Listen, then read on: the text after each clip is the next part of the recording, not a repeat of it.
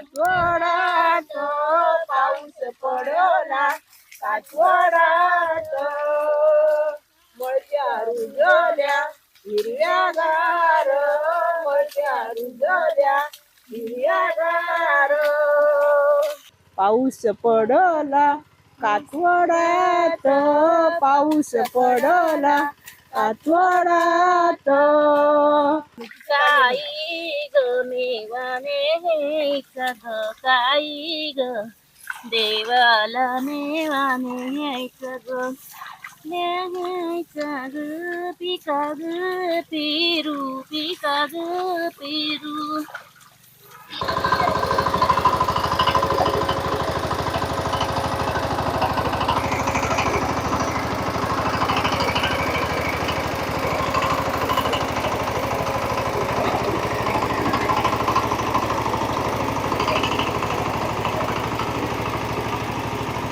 मी सध्या सावंतवाडी तालुक्यातील देवसू येथे आलेली आहे. इथे भात लावणीच्या कामांना वेग आलेला आपल्याला पाहायला मिळतोय. माझ्यासोबत इथे आता महिला शेतकरी आहेत. ताई, तुमचं नाव सांगा. पूजा प्रकाश सावंत, देवसू दानोडी. सध्या भात लावणीच्या कामांना सर्वत्र वेग आलेला आहे. ही कशी काय प्रक्रिया आहे? चांगली आहे. सुरुवातीला काय केलं जातं आणि शेवट काय केलं जातं ते सांगाय. पहिल्यांदा भात पेरलं जातं, बियाण्यांना औषध वगैरे लावणी करून हे करून पेरलं जातं आणि नंतर ते 25 दिवसांनी आल्यानंतर ते काढून ट्रॅक्टरने चिखल करून ते लावलं जातं. ओके, मग ही शेती किती दिवसांनी बहरते पूर्ण? 125 दिवसांनी, 145 दिवसांनी, 120 दिवसांनी, जसे भाताचे प्रकार आहेत तसं तसं हे होतं. सध्या कोकणात पुरेसा पाऊस आहे का? म्हणजे या पिकाला पोषक पाऊस पडतोय का? हो. तुम्ही आता कुठल्या जातीची भात लावताय? सोनम आहे, अमानी आहे, रत्नागिरी आहेत, वाडा कोलम आहेत, हे वालय आहे.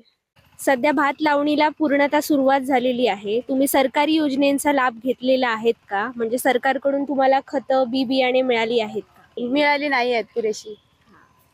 आणि इथे तुम्ही आता शेती करताय, आजूबाजूला पूर्णतः जंगल आहे. वन्य प्राण्यांचा तुम्हाला भात शेतीला काही नुकसान होतंय का? हो, होतोय. मग साधारण कोण कोण वन्य प्राणी येत असतात शेतात? गौरेडे आहेत, हे मेरू म्हणून एक रानटी जनावर आहे, माकड आहेत. मग तुमची सरकारकडून काय अपेक्षा आहे की त्यांनी वन्य प्राण्यांचा बंदोबस्त किंवा उपाययोजना केली पाहिजे? त्यांचं संरक्षण म्हणजे शेतकऱ्याला संरक्षण दिलं पाहिजे.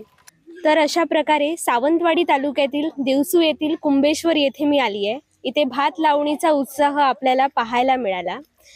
तळकोकणात भात शेतीला खूप महत्व आहे. इथले लोक या शेतीवरच आपला उदरनिर्वाह करत असतात.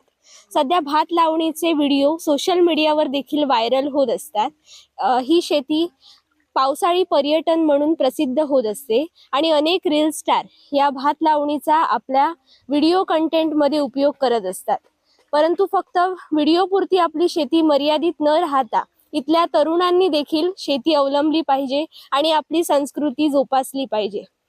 देवसूहून अनुजा कुडतरकर, तरुण भारत न्यूज, सिंधुदुर्ग.